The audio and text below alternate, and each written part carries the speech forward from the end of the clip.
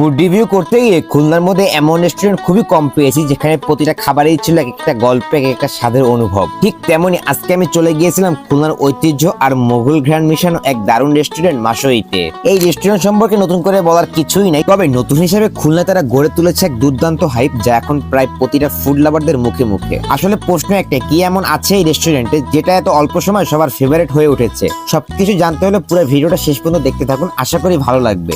মূলত তাদের exclusive ambience and decoration আর দারুণ সব খাবারের টেস্ট সবকিছু মিলিয়ে মাসোই এখন খুলনার বুকে এক অসাধারণ ফুড ডেস্টিনেশন বললেই চলে। আর এখানে আসলে মনে হবে আপনি শহরের বুকে কোনো প্রিমিয়াম রেস্টুরেন্টে চলে আসছেন। আজকে আমি মাসোই থেকে অর্ডার করছিলাম hariyali malai chicken, butter malai chicken, malai beef shake, special salad, rumali roti and luchi, jeera pani and zafrani lassi. Honestly it was a completely royal feast. সত্যি বলতে বাটার মালাই চিকেন আর হারিয়ালি মালাই চিকেনের সেই ক্রিমি স্পাইসি আর স্নিগ্ধ স্বাদ এখনো যেন জিভে লেগে আছে।